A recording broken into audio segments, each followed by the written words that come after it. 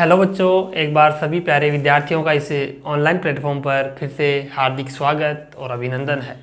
प्यारे बच्चों, पिछले लेक्चर में हमने तरंग समीकरण को हल किया था गोलीय निर्देशांकों के अंदर। ओके बच्चों, तो आज के इस स्पेशल लेक्चर में हम प्यारे बच्चों वर्तीय झिल्ली में कंपन, this is very important topic. Okay बच्चों, वर्तीय झिल्ली में कंपन हम देखने वाले हैं और इसके लिए जो तरंग का समीकरण होगा उसको सोल्व करेंगे। ठीक है बच्चों, आइए अपन इसको समझते हैं।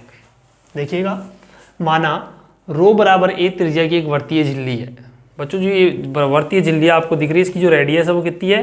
रो इक्वल टू ए इसकी रेडियस है। मैंने रो क्यों लिया बच्चों? क्योंकि बेलनी निर्देशांक के अंदर त्रिज्या को हम रो से व्यक्त करते हैं। आपको पता है बेलनी निर्देशांक कितने होते हैं? बेलनी के रो, फाई और जेड यही होते हैं।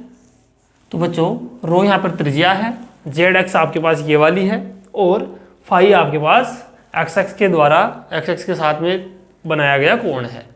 ठीक है, अब देखो यहाँ पर हम बेलनी निर्देश तंत्र काम में लेंगे। देखिए बच्चों, क्यों? क्योंकि ये जो आपके पास मेम्ब्रेन है, ये जो झिल्ली है, ये एक्स वाई प्लेन के अंदर है। एक्स वाई प्लेन में ऐसे टिकी हुई है, तो एक्स वाई प्लेन में ऐसे स्थित है। और जेड बराबर कितना है इस झिल्ली के लिए? 0, क्योंकि अगर ये बेलन होता तो पूरा कर्व्ड पार्ट भी आता है इसका, लेकिन ये झिल्ली है ओनली एक्स वाई प्लेन में, तो जेड बराबर कितना होगा यहाँ पे? 0 होगा बच्चों। ठीक है, तो हम क्या करेंगे, बेलनी निर्देश तंत्र में उस डेल स्क्वायर की वैल्यू लिख लेंगे, डेल की है ना, और फिर उसमें से जेड कोऑर्डिनेट को 0 कर देंगे। बाकी दो कोऑर्डिनेट बचाएंगे अपन, रो और फाई, उनको सॉल्यूशन करेंगे और इसका तरंग समीकरण का हल निकालेंगे। ओके, तो बच्चों यहाँ पे समझते हैं। देखो, रो बराबर ए त्रिज्या की एक वर्तीय झिल्ली है जो एक्स वाई तल में क्या है? केंद्रीय बिंदु के चारों ओर तनी हुई है।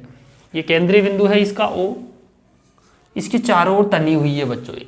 ठीक है, तथा ऊर्ध्वाधर तल में कंपन कर रही है। ये कंपन कैसे कर रही है? ऐसे ऊर्ध्वाधर तल में। ठीक है बच्चों, ऐसे कंपन करेगी, लेकिन इनिशियली इसके लिए जेड बराबर कितना है? 0 है। आइए, सुविधा के लिए झिल्ली निम्न प्रकार की होनी चाहिए। किस प्रकार की होनी चाहिए बच्चों? फर्स्ट पॉइंट देखिए, झिल्ली लचीली होनी चाहिए। बच्चों, अगर ये लचीली नहीं होगी तो फिर कंपन नहीं हो पाएंगे, है ना, वाइब्रेट नहीं करेगी। अगर लचीली नहीं होगी तो लचीली होनी चाहिए। दूसरा, झिल्ली में तनाव, प्रति लंबाई तथा घनत्व एक समान होना चाहिए। झिल्ली के अंदर जो टेंशन है, जो तनाव है टी, वो क्या होना चाहिए? प्रति लंबाई समान तथा घनत्व भी क्या होना चाहिए? एक समान होना चाहिए। आइए आगे, स्थिर अवस्था में झिल्ली समतल परंतु विक्षेपित होने पर तल के लंबवत दिशा में कंपन कर सकती है। बच्चों, अगर ये स्थिर अवस्था में है तो आपके पास कहाँ करेगी कंपन? स्थिर अवस्था में झिल्ली समतल, ओनली इस तल में रहेगी स्थिर अवस्था में। लेकिन अगर वो विक्षेपित हुई, यहाँ से थोड़ी सी विक्षेपित होगी, तो तल के लंबवत क्या कर सकती है? लंबवत दिशा में कंपन कर सकती है। ये इसके लिए कंडीशंस हैं। अगर एक झिल्ली की क्या क्या कंडीशन हो सकती है, वो आपके पास ये वाली है। आपको एग्जाम में ऐसे कैसे लिख के आना है, वो डायग्राम बनाना है। ठीक है बच्चों, तो यहाँ तक लिखिएगा, उसके बाद अपन आगे बढ़ते हैं इसमें।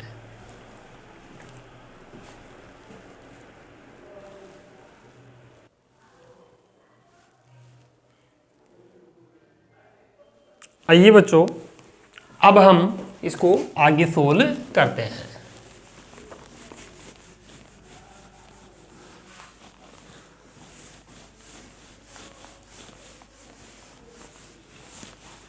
अब इसका मैथमेटिकल प्रोसेस है जिसको हम कंप्लीट करते हैं बच्चों।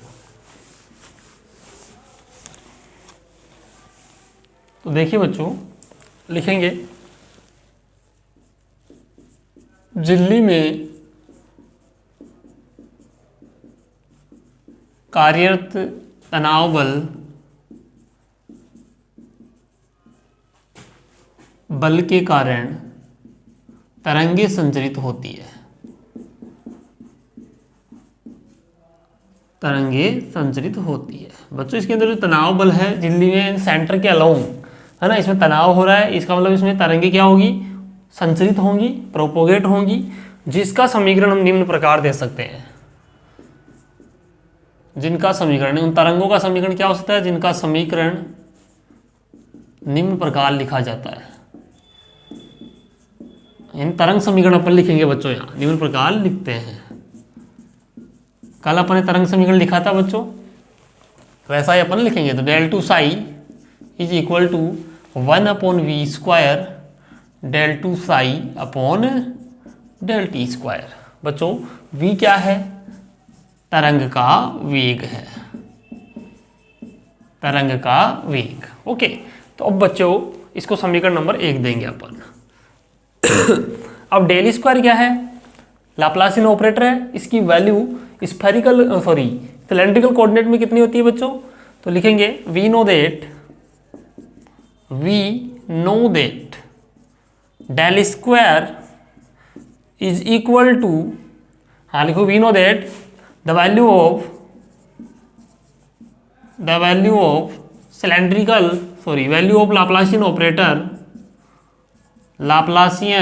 ऑपरेटर इन स्फेरिकल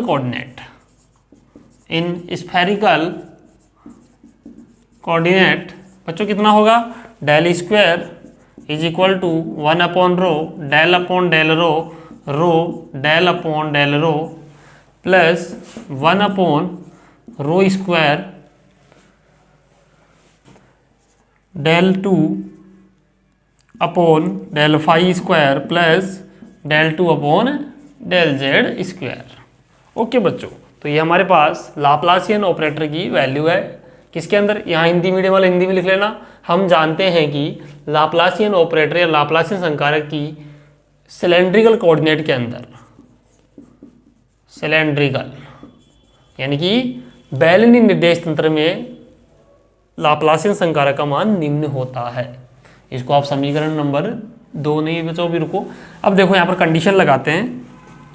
सिंस जो वर्तीय झिल्ली है, वर्तीय झिल्ली XY तल में स्थित है, XY तल में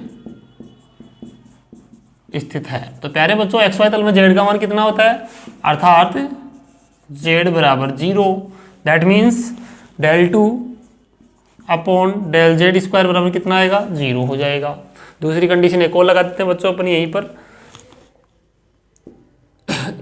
सिंस वर्तीय झिल्ली के कंपन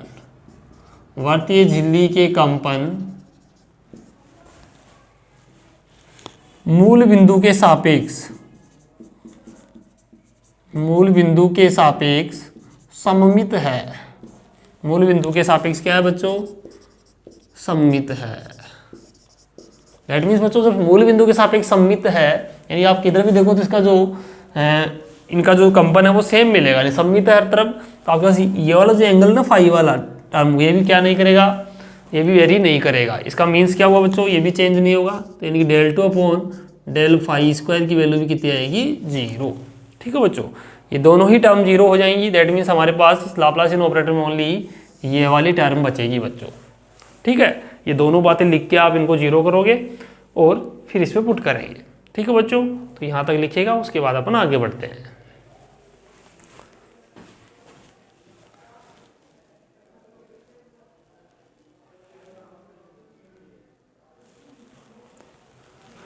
आइए बच्चों, अब हम आगे बढ़ते हैं। अब हम बच्चों इसके अंदर वैल्यू पुट करते हैं इस लाप्लासियन ऑपरेटर की। तो देखो डेल स्क्वायर हमारे पास जो फाइनली आएगा बच्चों वो आएगा 1/रो del upon del rho, rho del upon del rho. ठीक है बच्चों, इसको आप 2 नंबर देंगे। समीकरण 2 का मान समीकरण 1 में रखने पर, 1 में पुट कीजिएगा बच्चों इसको, वैल्यू को। तो हमारे पास आएगा डेल स्क्वायर, यानी कि डेल स्क्वायर की वैल्यू है 1/रो del upon del rho, rho del psi upon del rho. Psi operate हो गया। इधर क्या था? 1/v² del 2 psi del T square. समीकरण नंबर 3। ओके बच्चों, अब देखिएगा यहाँ पर आप देख पा रहे हैं बच्चों, जो हमारे पास साई जो फंक्शन है वो रो का भी फंक्शन है और साई टी का भी फंक्शन है। दैट मीन्स बच्चों let psi is equal to r rho and t t. T का भी फंक्शन हो गया सही और रो का भी फंक्शन हो गया है बच्चों।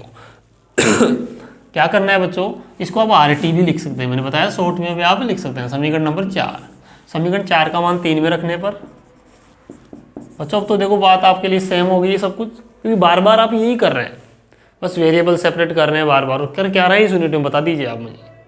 हैं कई बच्चे सोच रहे सर तो बहुत बड़ी यूनिट है, क्या हो गया इसमें ऐसा है? कुछ भी नहीं है, सेम प्रोसेस है हर डेरिवेशन के अंदर, आप देख पा रहे हैं बच्चों। फिजिक्स को समझिएगा, है ना, ये बर्डन ना लीजिएगा माइंड के ऊपर, है ना। हर टॉपिक हर डेरिवेशन एकदम ईजीएस्ट है इसका, मैं कह सकता हूँ इस चीज़ को, है ना।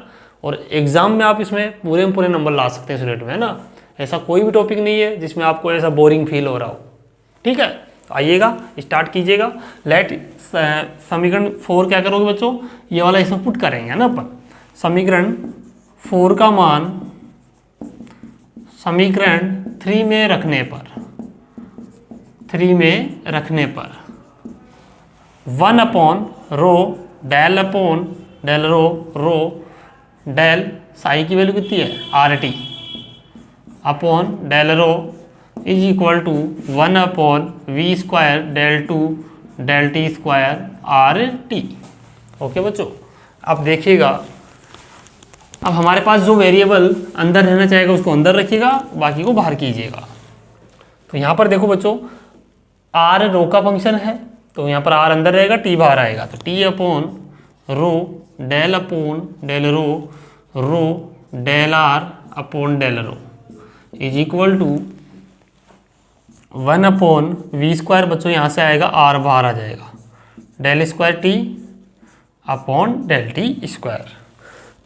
ओके बच्चों, तो एक बार आप यहाँ तक करो, उसके बाद अपन आगे बढ़ते हैं इसके अंदर।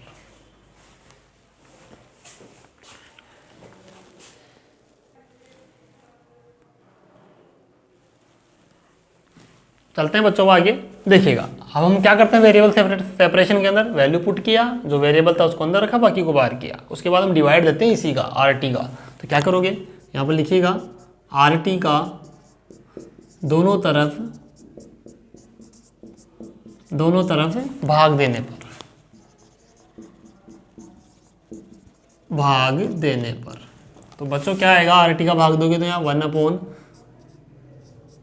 आर रो हो जाएगा, del upon del rho del are upon del rho is equal to बच्चों इधर भी आर टी यानी 1 upon t v square del two t upon del T square, ठीक है ना। तो हमारे पास बच्चों यही आएगा। तो आप देख कर पा रहे होंगे इसमें वेरिएबल का सेपरेशन हो गया।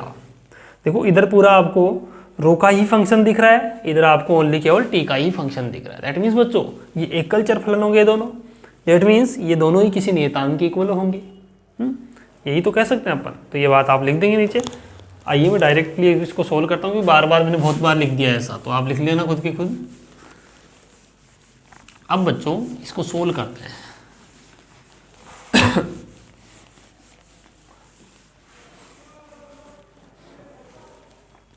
अब देखिएगा यहाँ पर हम इसमें वैल्यू पुट करते हैं। Let 1 upon t v square del two t upon del T square is equal to, मैं माइनस के स्क्वायर कंसिडर कर लेता हूँ बच्चों, ठीक है। माइनस के स्क्वायर आप कंसिडर करेंगे, सोल्व करो इसको, del two T del T square is equal to minus के square V square T del two T del T square plus K square V square T is equal to 0। बच्चों हमने last topic में पढ़ा था कि हमने के square को क्या माना था, omega square upon v square. बच्चों ये कांस्टेंट की वैल्यू होती है, के की वैल्यू ओमेगा अपॉन वी होती है। तो del two t upon del T square, k square की जगह रखो omega square upon v square into v square T is equal to 0। V square से वी स्क्वायर कैंसिल हो गया, del two T del T square omega square T is equal to 0। तो बच्चों एक differential equation बन गया आपके पास। तो इसका जो सोल्यूशन आने वाला है बच्चों कैसा आएगा बताओ। यहाँ से देखो हमारे पास जो हम इसका सॉल्यूशन लिखेंगे t is equal to a e⁻ plus minus iota omega t. समीकरण नंबर जो भी आपने दिया इसको 5 दे दीजिएगा। ओके 5 नंबर आपने दे दिया।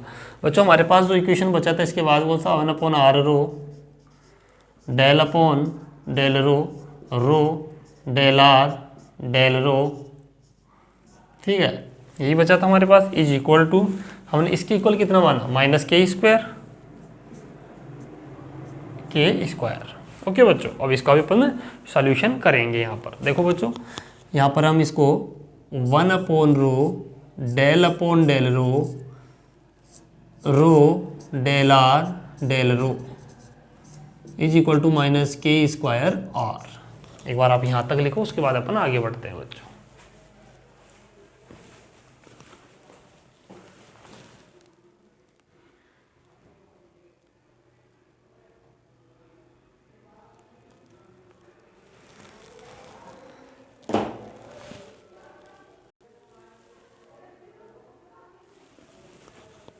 अब देखिए बच्चों, अब हम इसका सॉल्यूशन आगे करते हैं। तो बच्चों हमने एक सॉल्यूशन तो निकाल लिया टी वाला, तो अब हमें आर डिपेंडेंट वाला यानी रो वाला भी, रो पर जो डिपेंड कर रहा है आर, उसका भी वैल्यू निकालना है। देखिए बच्चों हमारे पास यहाँ से क्या आएगा, देखो 1/रो, ये जो है इसका डिफरेंशिएट करो रो के रेस्पेक्ट में, डेल अपॉन डेल रो ना इस पूरे पे ऑपरेट हो रहा है। तो क्या करेंगे बच्चों, रो को ऐसे कैसे del two R upon del rho square plus एक बार del are upon del rho ऐसे कैसे, और रो का रो के सापेक्ष कितना हो गया बच्चों 1 हो गया, del are upon del rho is equal to minus के स्क्वायर आर। ठीक है, अब यहाँ पर बच्चों रो को 1/रो को अंदर मल्टीप्लाई करवाओगे तो यहाँ से रो कैंसिल हो जाएगा, del two are del rho square plus del are upon del rho यानी 1/रो इज इक्वल टू माइनस के स्क्वायर आर। बच्चों इस के स्क्वायर को आप इधर ले आइएगा, 1/के square del two are del rho square plus 1/के square rho del are del rho is equal to minus are. ठीक है बच्चों, इसको आप कैसे लिख सकते हैं, डेल टू आर डेल के को अंदर कांस्टेंट है यहाँ पर ले सकते हैं, इसके अंदर डेल संकारक के अंदर, और इसका स्क्वायर लगा लूँ। ठीक है, के रो का स्क्वायर प्लस यहाँ पर देखो बच्चों एक के को तो आप यहाँ रख लो, डेल आर अपॉन डेल एक के को रो के साथ में अंदर मल्टीप्लाई करवा दो। ठीक है, is equal to minus are. ठीक है बच्चों, इसके बाद अपन आगे देखते हैं इसमें। अब देखो बच्चों यहाँ जो वैल्यू अपने पास आएगी, देखिए यहाँ पर लेट के रो इक्वल टू एक्स मान लेते हैं बच्चों, ताकि हमारा जो सॉल्यूशन है वो सरल बन जाएगा। तो del two are del x square plus 1/x del are upon del x is equal to minus are. ठीक है ना बच्चों, अब क्या करो बच्चों, इसको आप एक्स स्क्वायर से मल्टीप्लाई करवा दो पूरे को। देखो बच्चों आप समझ पा रहे हो मैं इसको क्या बनाने की कोशिश कर रहा हूँ, मैं इसको बेसल डिफरेंशियल इक्वेशन बनाने की कोशिश कर रहा हूँ। ठीक है, एक्स स्क्वायर से मल्टीप्लाई कराया तो यहाँ पर एक एक्स बचेगा, del are upon del x is equal to minus r x square. ठीक है बच्चों, यहाँ से इसको थोड़ा सा और सोल्व करते हैं, x square del two are del x square plus x del are upon del x, इसको इधर लाइएगा बच्चों आर और एक्स स्क्वायर माइनस 0 का स्क्वायर बोल सकता हूँ ना इसको, इज इक्वल टू 0। तो बच्चों आपने देखा था यहाँ एन आ रहा था उस दिन, और कल आपने देखा था एल प्लस हाफ आया था यहाँ पे, तो एल प्लस हाफ कोटि का हो गया था वो, आज 0 कोटि का है, शून्य कोटि का बेसल अवकल समीकरण हो गया बच्चों ये, है ना। इसको क्या कहेंगे, शून्य कोटि का बेसल अवकल समीकरण। तो इसको आप समीकरण नंबर दे देना बच्चों, शायद 6 दोगे, जो भी दे रहे हो वो दे लेना। और इसमें क्या लिखोगे कि समीकरण 6 जो है बच्चों वो शून्य कोटि का बेसल अवकल समीकरण है। समीकरण 6 शून्य कोटि का बेसल अवकल समीकरण कहलाता है, बेसल अवकल समीकरण कहलाता है। ठीक है बच्चों, एक बार आप यहाँ तक लिखो, फिर अपन इसमें आगे देखते हैं तो इसका सॉल्यूशन अपन लिखेंगे। ठीक है, यहाँ तक करो।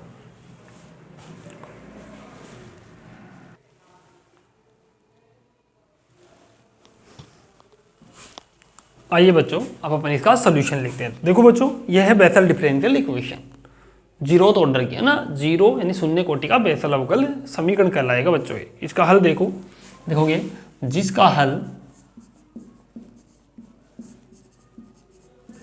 जिसका हल निम्न प्रकार लिखा जाता है। अपन ने 2-3 बार लिख दिया बच्चों, बेसल अवकल समीकरण अपने बार बार यूज हो रहा है, तो अब आप इसको माइंड में अब तो सेट हो गया होगा आपकी। देखो आर रो का फंक्शन था, और ये कैसे बनाओगे बच्चों इसको सॉल्यूशन? देखो हमने ए पहले ले लिया कांस्टेंट, अब अपन लेंगे बी और सी, B J.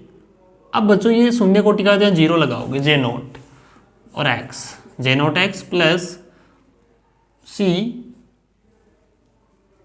N nought X. बच्चों यहाँ जे नोट बेसल गुणांक है, जबकि एन नोट को न्यूमान फंक्शन कहते हैं। ठीक है, आप थोड़ा सा ध्यान रखें। Here J nought Bessel coefficient,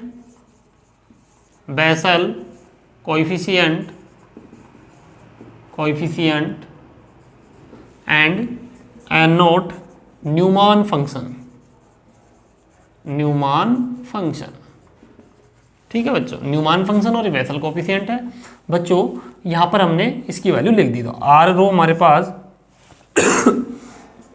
is equal to आ जाएगा बी जे नोट एक्स बराबर कितना कंसिडर किया, देखो अपन ने के रो, तो यहाँ पर के रो प्लस सी एन नोट के रो। ठीक है, ये वाली वैल्यू अपने पास आ जाएगी।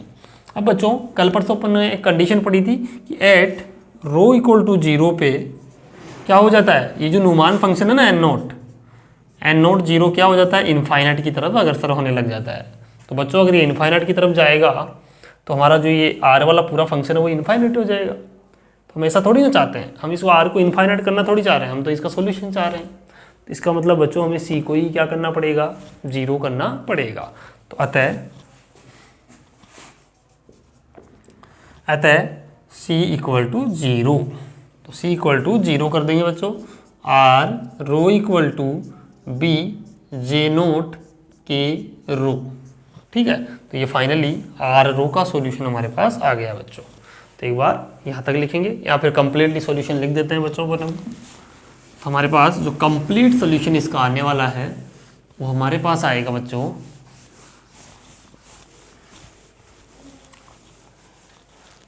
देखो हमारे पास इसका जो कंप्लीट सॉल्यूशन आएगा साई एस टी था हमारे पास, सॉरी एस टी नहीं, आर रो और टी यही था।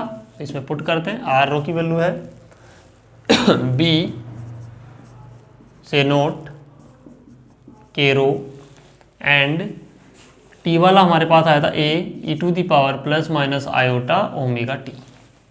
तो साई इक्वल टू बच्चों ए और बी को एक साथ लिख लें अपन, जे नोट के rho E to the power plus minus omega T. तो साई इक्वल टू, इसको बच्चों को जो नया नाम दे लेते हैं अपन, ए एन जे नोट के rho E to the power plus minus omega T. Here A N equal to A B.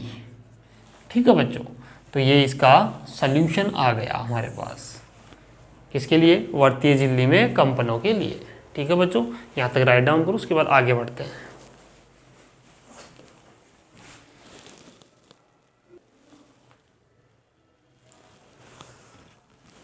देखिए बच्चों, तो हमारे पास ये वाला साई का फंक्शन आ गया। अब हम क्या करते हैं, ये n equal to A b माना था अपन ने। अब देखो यहाँ पर समझो टी इक्वल टू जीरो पे साई रो, यानी साई देखो पहले किस किस का फंक्शन है, रो का भी है और टी का भी है। तो यहाँ साई रो और टी लिख सकता हूँ मैं कोष्टक के अंदर फंक्शन बनाने के लिए। अगर टी बराबर जीरो कर दिया जाए तो साई रो कितना आ जाएगा, ए एन जे नोट के रो। टी बराबर जीरो पे ये वाली वैल्यू 1 हो जाएगी। ठीक है, तो आइए अगर रो बराबर ए पर हम देखें तो रो साई रो की वैल्यू 0 हो रही है बच्चों, यानी इसके लिए बाउंड्री कंडीशन है कि रो बराबर ए करते ही आप वर्ती झिल्ली की सतह पर जाते ही इसका जो वेव फंक्शन है वो 0 हो जाता है, साई रो इक्वल टू 0। तो बच्चों यहाँ 0 इक्वल टू क्या आएगा, ए एन जे नोट के रो की जगह ए रख दिया और इसकी वैल्यू पहले ही कितनी हो गई थी, 1 हो गई थी। ठीक है, तो यहाँ पर देखो बच्चों ए एन 0 हो नहीं सकता है, A N not equal to 0, that means इस बेसल फंक्शन को ही क्या होना पड़ेगा, 0 होना पड़ेगा। तो J nought K equal to 0। अब बच्चों मैंने एक दिन बात बताई थी कल परसों कि बेसल फंक्शन जो है एक आवर्ती फलन होता है, इसके अनेक मान होते हैं बच्चों, इसके ए के अनंत मान होंगे, यहाँ पर इसके ए के अनंत मान होंगे। कल परसों बताया था ना J nought X is equal to 0, तो एक्स बराबर के आ गया जैसे मान लीजिए ना, तो इस के के बच्चों अनंत मान होंगे और वो अनंत मान देखो बच्चों इस प्रकार होंगे, के इक्वल टू 2.404, 5.520, 8.653, ऐसे बहुत सारे अनंत मान होंगे बच्चों। तो ये मान कुछ यहाँ पर कैलकुलेट किए गए हैं इसके बेसल फंक्शन के, तो हमने यहाँ पर लिख दिए, आपको माइंड में सेट रखना है 2-3 मान, ठीक है, एग्जाम में लिख के भी आना है। तो जे नोट इक्वल टू बच्चों देखो जे नोट कोष्टक के बराबर क्या होता है, ओमेगा बटा वी, ओमेगा अपॉन वी। तो के बराबर क्या किया हमने, omega upon v a. N क्यों लगाया बच्चों, क्योंकि एन है यहाँ पर अलग अलग मान, एन के अलग अलग मानों पर अलग अलग फ्रिक्वेंसी आएगी यहाँ पर ओमेगा की, है ना। तो ओमेगा एन बराबर 1 लिया तो ओमेगा 1 आ गया, A V, omega 2 A V, omega 3 A V, ऐसे। तो बच्चों इसके बराबर ये फ्रिक्वेंसीज हमारे पास आ गई, ठीक है, एन बराबर 1, 2 और 3 के लिए। ओके बच्चों, तो इनको अपन बोलते हैं बच्चों संभावित आवर्तियाँ। ये क्या है, संभावित आवर्तियाँ हैं इसकी। तो यहाँ पर आप लिख लीजिएगा, यही लिख दो बच्चों, है ना, अपन संभावित आवर्तियाँ निकाल रहे हैं, संभावित आवर्तियाँ। तो बच्चों ये इसकी संभावित आवर्तियाँ निकाल रहे हैं अपन सर्कुलर मेम्ब्रेन की, ठीक है। अब बच्चों हमारा टारगेट है इस ए एन की वैल्यू फाइंड करना, ठीक है ना। तो देखते हैं आयाम, संभावित आयाम, हेडिंग डालेंगे इसी में, सब हेडिंग है छोटी सी, संभावित आवर्तियाँ होगी ना, तो हमारे पास होगा संभावित आयाम, इसको हम आयाम बोल रहे हैं ए एन को यहाँ पर। तो देखो बच्चों संभावित आयाम, at t equal to 0, t equal to 0 पे क्या हो जाएगा, देखो टी इक्वल टू 0 पे साई, पहले हमारे पास साई रो टी का फंक्शन था, लेकिन ये किस टी बराबर 0 पे साई 0, यानी 0 मैंने टी को पहले लिख लिया है, 0 और रो, या फिर हम ऐसे भी कह सकते हैं साई नोट रो, ठीक है, साई नोट रो। ओके बच्चों, तो हमारे पास टी बराबर 0 पे साई जो है किस में चेंज हो जाएगा, साई नोट रो में, is equal to a n J nought के रो, ठीक है बच्चों, ये वाली वैल्यू अपने पास आएगी, ठीक है। अब हम क्या करते हैं, इस ए एन की वैल्यू कैलकुलेट करना चाह रहे हैं, ठीक है। इस आप के को अच्छी तरह लिख दीजिए यहाँ पर, sine note rho a n J note omega n a upon v, ऐसे लिखोगे के रो, है ना, तो ओमेगा एन रो आएगा ना, ए थोड़ी आएगा इसमें, ठीक है। तो ये वाली वैल्यू बच्चों आ गई, है ना। एक बार आप यहाँ तक राइट डाउन करो, उसके बाद अपन आगे देखते हैं, ठीक है, जल्दी करिएगा।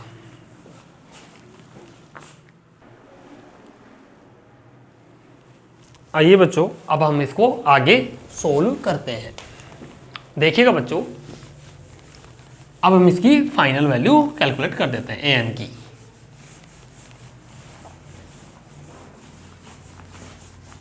तो आपका सर्कुलर मेम्ब्रेन फिर कंप्लीट हो जाएगा बच्चों ये। तो देखो ए एन की वैल्यू कैलकुलेट करना चाह रहे हैं बच्चों, इसके समीशन भी लगा लो ना, इन एन के बहुत सारे मान होंगे, उनके लिए अलग अलग वैल्यू आएगी, है ना, समीशन भी लगा दो। अब देखो ए एन का मान ज्ञात करने के लिए, क्या करना पड़ेगा बच्चों, बताओ। ए एन का मान ज्ञात करने के लिए अपन कुछ मल्टीप्लाई कराएंगे दोनों तरफ, है ना, और उसके लिए हम करेंगे बच्चों रो जे note omega M row upon we, ठीक है, से दोनों तरफ गुणा करके 0 से a के मध्य रो के सापेक्ष समाकलन करने पर, समाकलन करते हैं बच्चों, देखिए 0 to a psi nought rho J note omega M rho upon V और डी रो के सापेक्ष कर रहे हैं ना अपन, is equal to summation N A N 0 to a, ठीक है,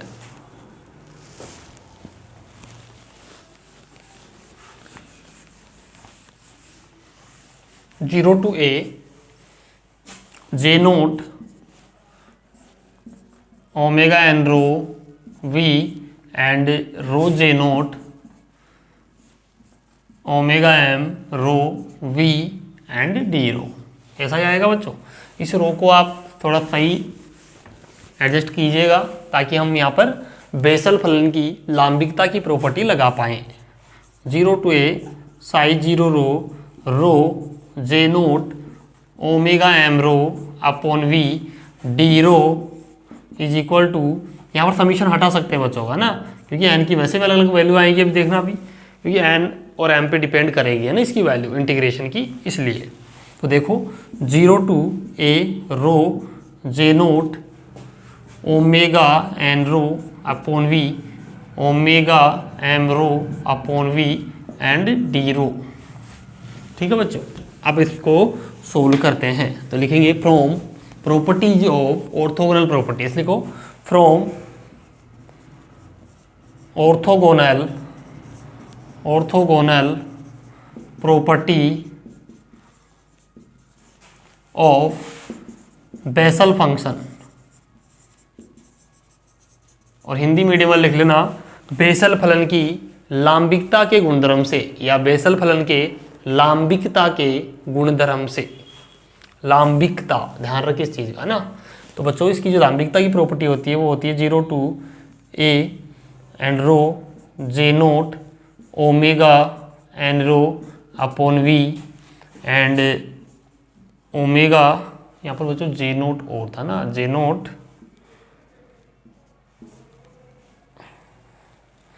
note omega M rho upon V is equal to बच्चों होता है A square by two J one square and omega M rho upon V and delta M N, ठीक है बच्चों। ये वाली वैल्यू इसकी होती है। डेल्टा एम एन क्या है बच्चों? डिराक डेल्टा है, ठीक है, इसको या क्रोनेकर डेल्टा ही बोलते हैं। अगर m बराबर n होगा ना बच्चों, तभी इसकी वैल्यू क्या होगी? डेल्टा एम एन की 1 होगी, तो हम 1 वाली वैल्यू लेंगे। अगर m not equal to n है तो इसकी वैल्यू 0 हो जाएगी, तो पूरा इंटीग्रेशन का वैल्यू कितना आ जाएगा? 0 आ जाएगा। तो ये ऑर्थोगोनल प्रॉपर्टी है, तो इसकी वैल्यू इसमें पुट करते हैं। एक बार आप यहाँ तक राइट डाउन करो, उसके बाद आगे बढ़ते हैं, ठीक है बच्चों।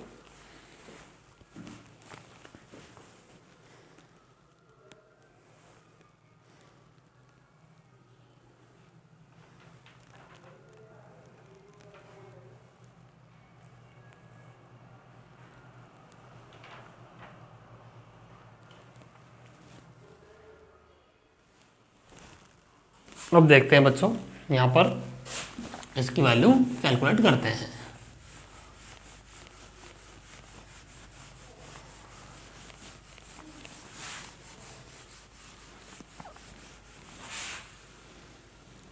तो हमारे पास इसका जो वैल्यू आएगा बच्चों, वो आएगा, इस वाली वैल्यू को इसमें पुट करो, 0 to a psi nought rho J note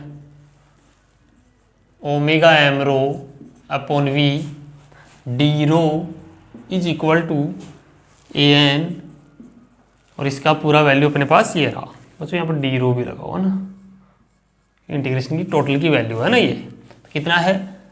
A square by two J one square omega M rho upon V, ठीक है ना। ये वाली वैल्यू अपने पास, अगर m बराबर बच्चों n कर दिया ना, तो यहाँ पर n कर लो, है ना, तभी तो वैल्यू मिली है इंटीग्रेशन की। अब क्या कीजिएगा, an चाहिए अपने को, तो an बराबर कितना हुआ बच्चों? 2 बाई ए स्क्वायर, या फिर ऐसे कर लो, देखो an equal to 1 upon A square by 2 J one square omega N rho upon V 0 to A sine note rho J naught M बराबर एम किया है omega N rho V and D rho, तो बच्चों ये संभावित आयाम आ गया circular membrane के लिए। ठीक है बच्चों, ये संभावित आयाम, यहाँ 2 को आप ऊपर ले जा सकते हैं। ठीक है, इसमें कोई दिक्कत नहीं है बच्चों। से n की वैल्यू को आप उस समीकरण में रख देना, या बस उसका कंप्लीटली क्या आ जाएगा, सर्कुलर मेम्ब्रेन के लिए सोल्यूशन आ जाएगा। कहाँ पे रखोगे n की वैल्यू, जो भी समीशन ANS लिखा था अपन ने, और वहाँ पे J0 को जैसा था ना, J0 K रो, जो भी वैल्यू थी उसमें ले जाके पुट करना है इसको। ठीक है, तो वहाँ पे आपके पास कंप्लीटली सॉल्यूशन मिल जाएगा, फिर कोई ज़रूरी नहीं रखना ही है, यहाँ पर भी आप छोड़ सकते हैं। ठीक है बच्चों, तो ये सर्कुलर मेम्ब्रेन आपके लिए कंप्लीट हुआ। भारतीय झिल्ली का टॉपिक कंप्लीट। इसको यहाँ तक कंप्लीट करो बच्चों एक बार।